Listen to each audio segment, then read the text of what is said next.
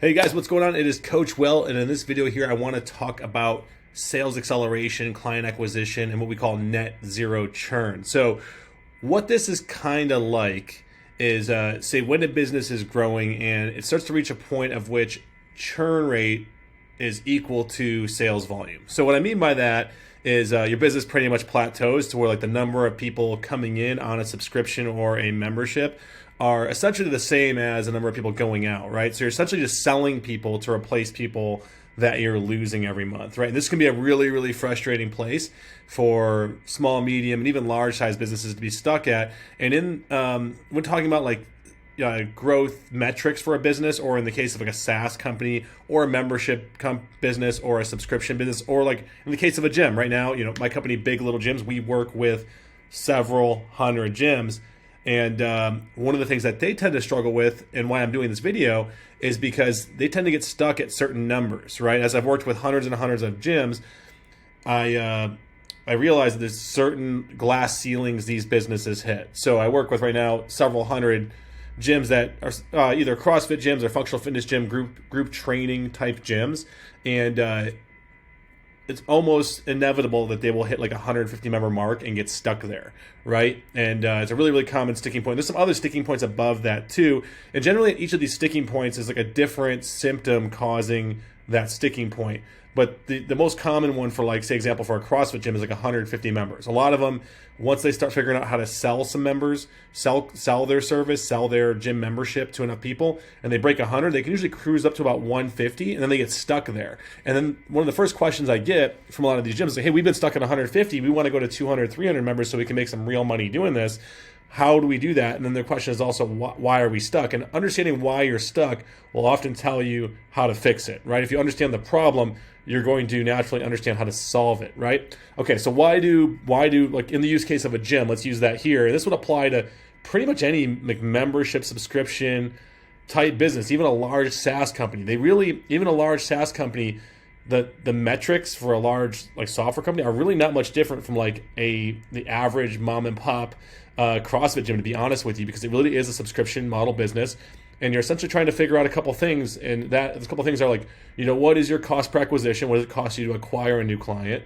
What is the lifetime value of a client, right? And if you know what your cost per acquisition to lifetime value ratio is, it becomes really, really easy to figure out how much to spend to reach your goals, right? If you know the average client's worth $3,000 in lifetime value, and you know you can acquire them for $300, then that means you're making 10x for every new client you get.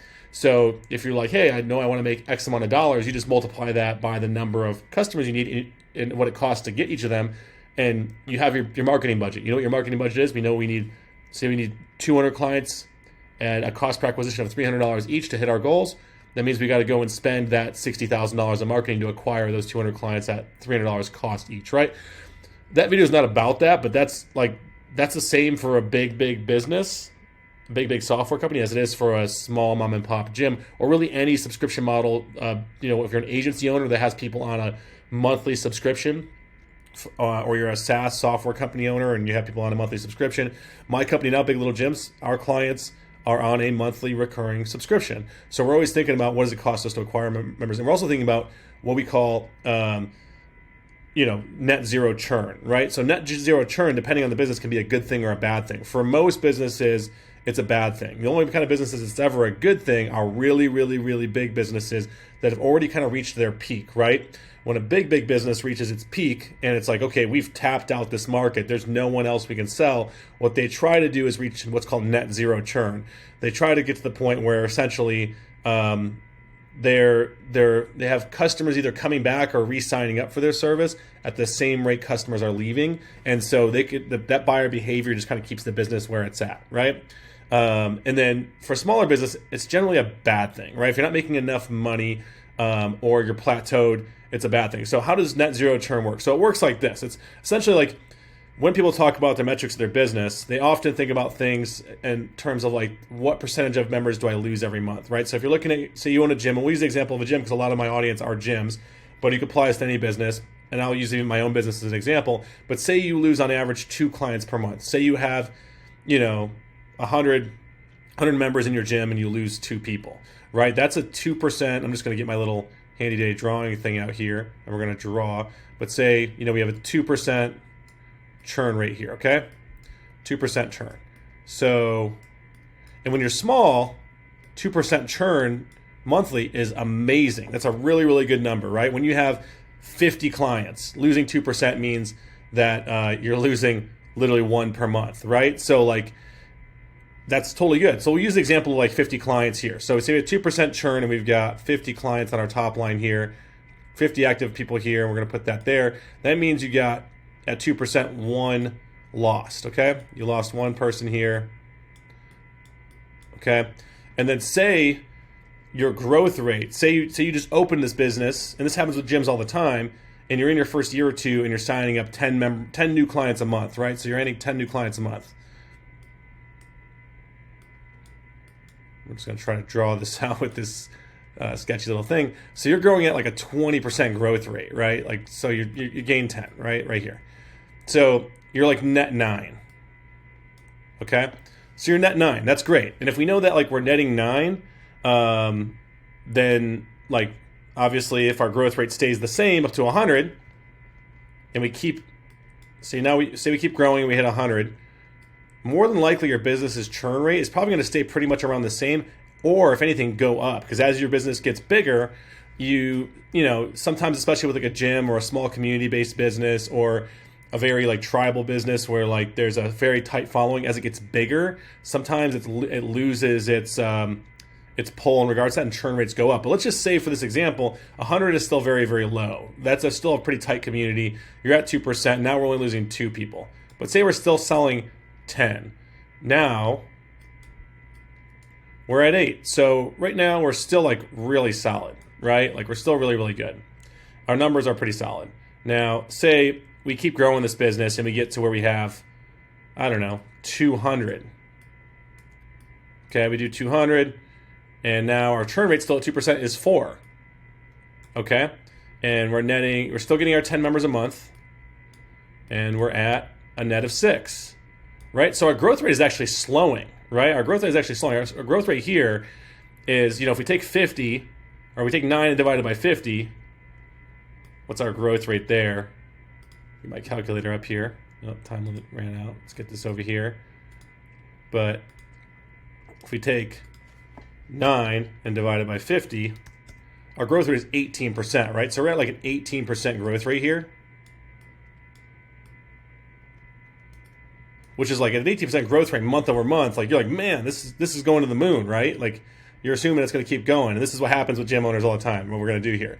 And then say when you get out here to 200 total members and you're only netting 6, it starts to change quite a bit. Okay, 6 divided by 200, you're now at a 3% growth rate, right?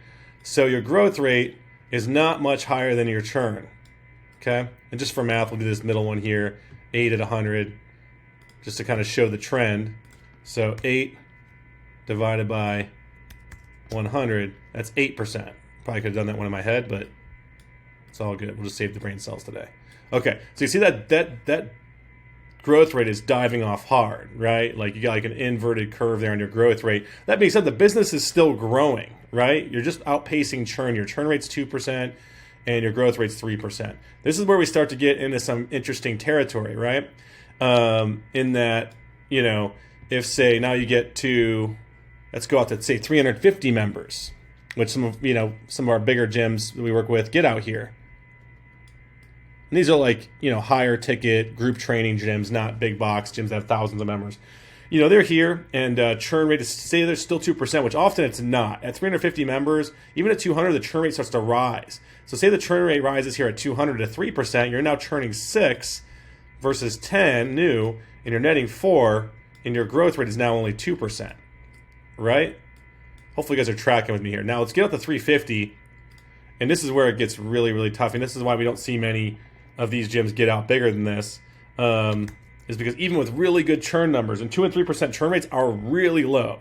In like the subscription business, membership business world, like if you use all this metrics out there from software companies that have been selling subscription models for years, 2% monthly churn is like world-class churn. That's like really good. It's very, very hard for business to stay there, right? Because like as you serve more people, naturally, like it hits critical mass and it's no longer this cool small thing anymore. But let's take 350 and let's put it against a 2% churn rate, right? So 350 times 2%. Oh, mouse decided to stop working. Okay, we're at 7, right? So we got 7 churn here, and then we got 10 new. So we're only growing at a rate of 3 members per month. Our sales acceleration rate is now down below 1%. And we're like one bad month of churn away from like losing more members than we gain. And this often happens, and the churn rate goes up. So say you go to 3% here at 350, you're now churning out, 10 people, and you're actually now plateaued. So you're 10 and 10, and you're dead even. Now, in the case of gyms, here's what happens is, and why the 150 number comes up is because most gyms, their new member growth rate, the graph will look like something like this. Okay, and so they start the gym in month 1 here, and they got 0, and they get like 50 people in like the first 6 months, and then that dives off to where they're getting like 5 people a month, if that. Most gyms I talk to when they come to us are like getting 3 to 5 new members a month. Okay, that's the truth of it.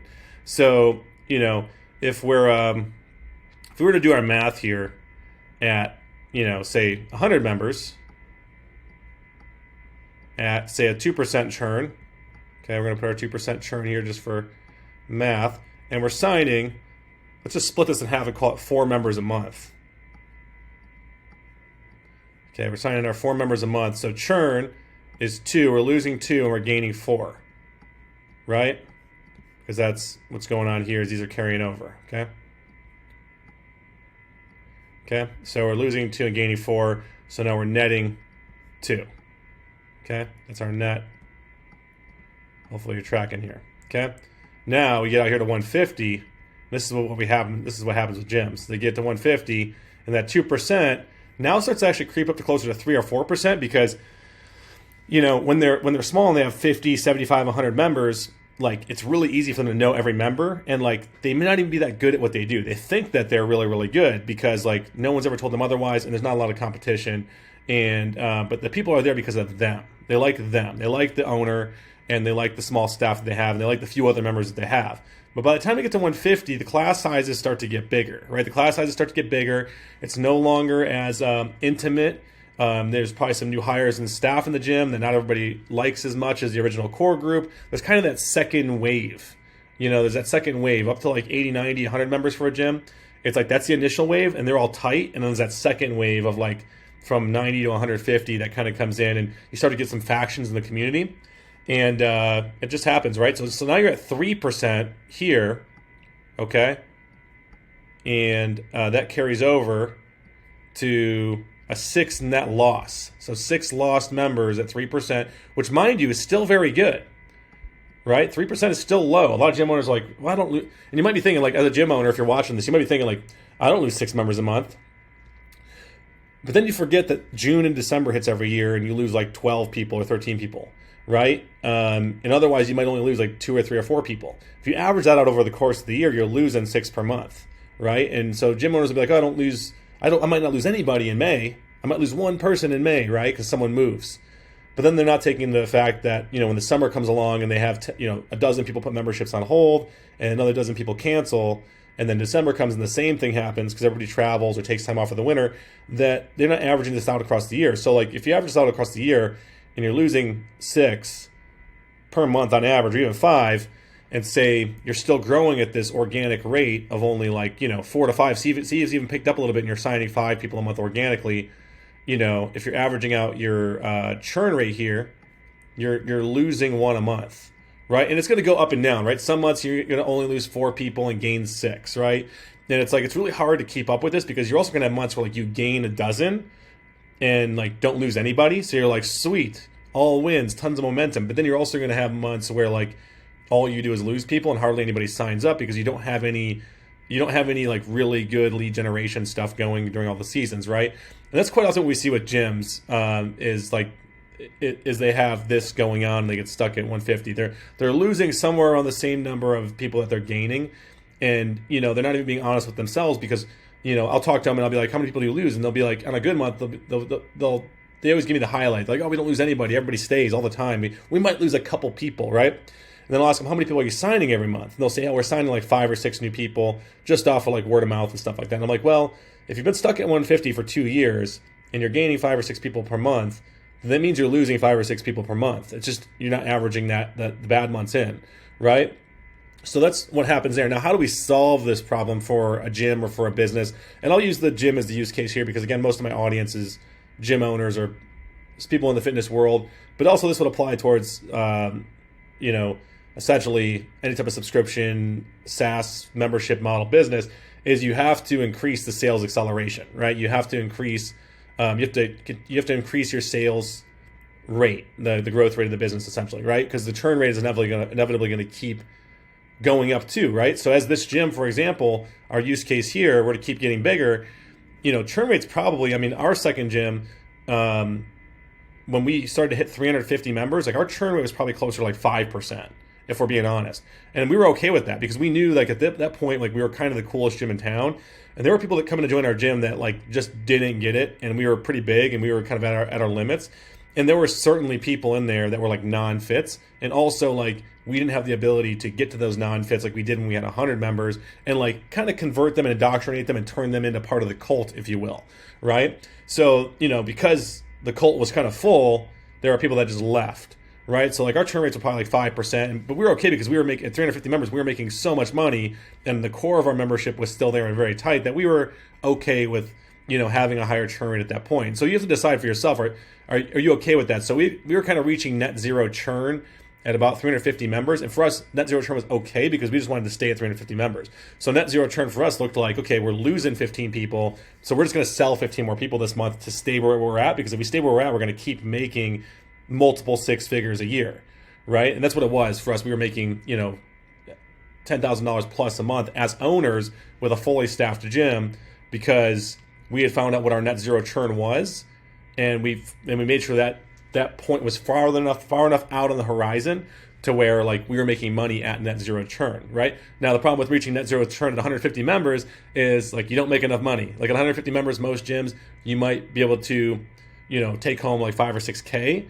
But for most gym owners, if you have any equitable skills, you're probably gonna make more money getting a job someplace else without having to do all the things that are required of you to run a business. And that's still pre-tax money. You still got to pay taxes on that, right?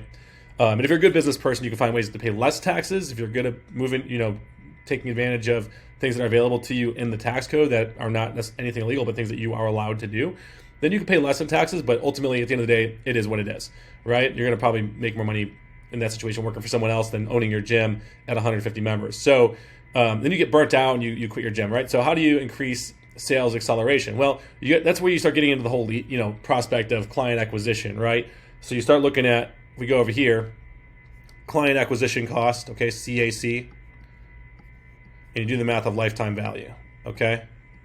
So lifetime value. And business is like, seriously, like, this makes business simple, right? And so I had lunch yesterday with a friend who's a banker. He's works with some big money people, and he's having a conversation with me because he knows that we're doing well, and we're also just friends. So like we're having this conversation from like a business angle and like, hey, how can I help you? But he's also having this conversation just like talking to each other, and he's sharing stories, and he's like, man, all the biggest businesses, they really just operate on this, and they just understand this. Like, what does it cost me to acquire a client, right?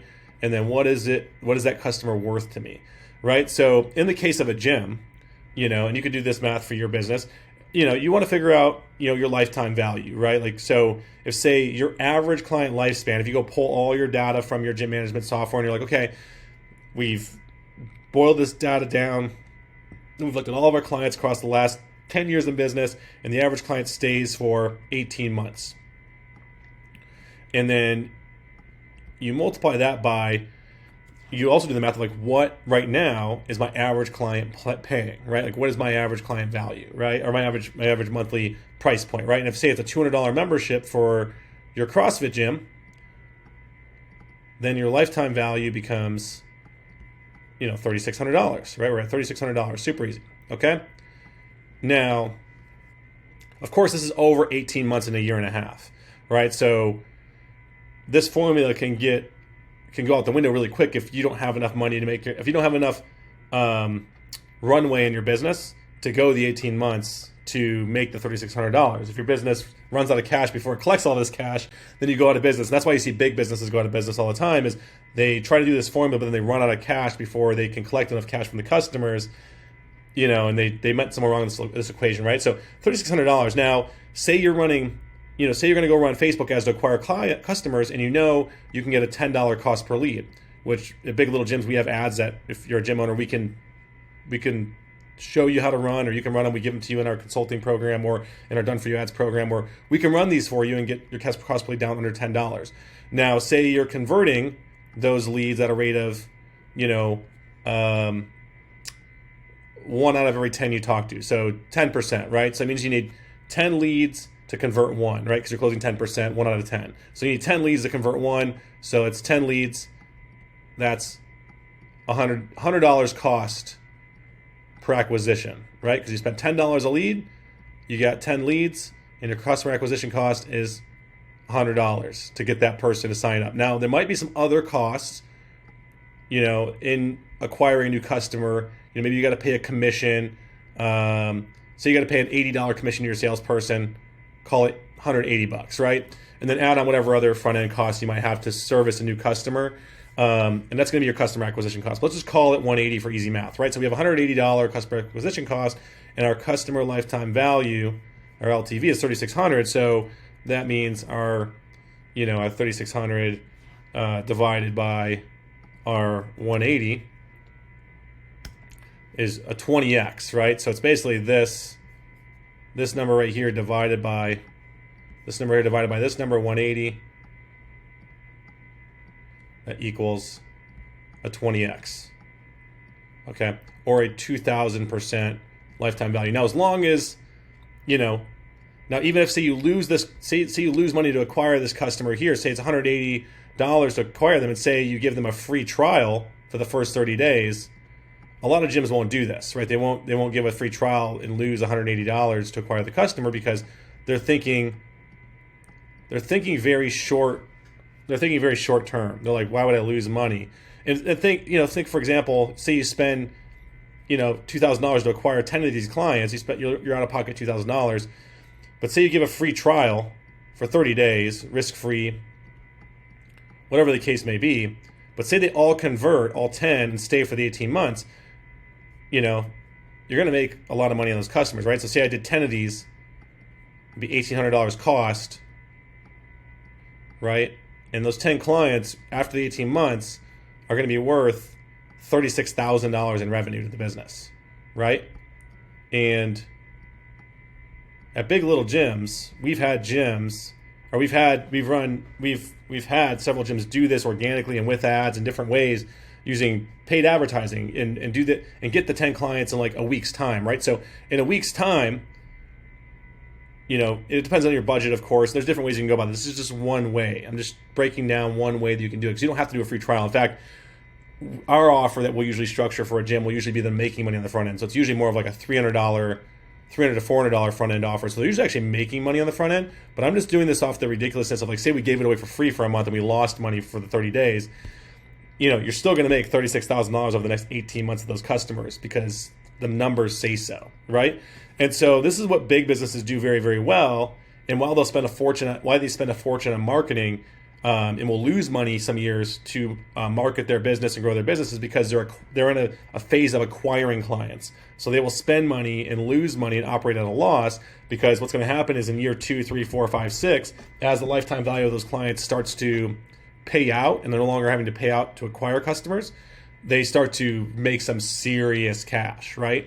And it kind of goes, one of my favorite sayings in business is like, he who can go the longest without a profit in business will always win. And what they mean by that is, like, if you can spend money for 2 years on client acquisition to build a huge base of paying customers, and you can afford, or you can delay gratification enough, not pay yourself a fat salary, not go drive a Porsche, Ferrari, not go on trips to Europe.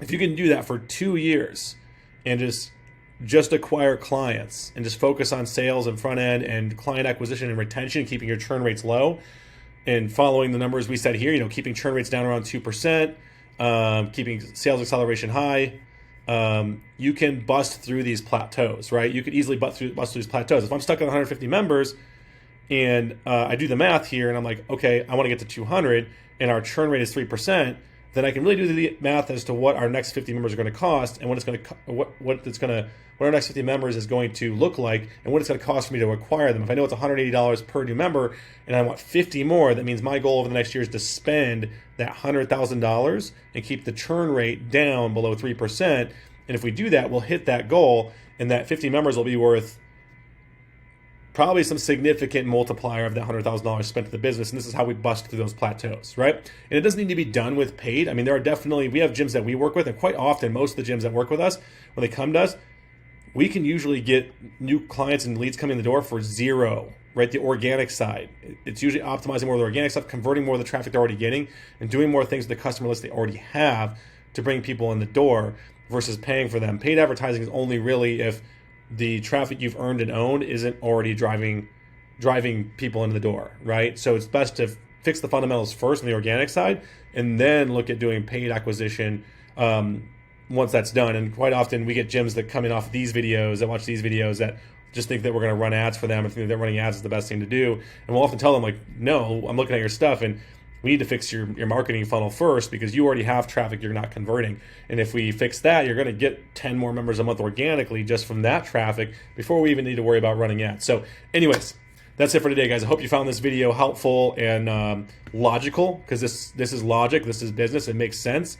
This is kind of like the inarguable math of how businesses grow and how businesses get plateaued, and how net zero churn works, and why it's really important to look out for in a business, especially if you are a gym owner. And by the way, if you are a gym owner and you watch this far into the video and you are here because you're wondering why your business is stuck, then you should probably go to biglittlegyms.com, biglittleGyms.com. When you go there, you can see what we do. We put fundamental marketing and growth client acquisition systems in place for gyms, and similar to gym businesses and other businesses that are adjacent to the fitness market. We even work with some chiropractic businesses, physical therapists, martial arts studios.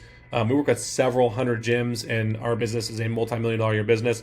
And when you jump on a call, there's a 50% chance you're either going to be talking to myself or my right-hand man, Jonathan. And we are still meeting with people on calls to this day. And that's because we care about the people we work with. We like the people we work with. And for us, selling one more person to pad our wallets at the expense of our reputation is not something we're interested in doing. So we spend the time to make sure that, like, we know your current situation, your desired situation, and that we can help you grow. And quite often we can, because we've done it multiple times, and we have we want to keep that going with the base of industry that we serve in gym owners. So go to biglittlegyms.com, click the link to get started. If you found this video, like, subscribe, and click the notification bell, please. It will let me know that this video was valuable, it was useful, it was good information, that I should do more of it in my journey to trying to figure out how to conquer the YouTube algorithm. Thanks, guys. Have a great day. Talk to you soon. Bye.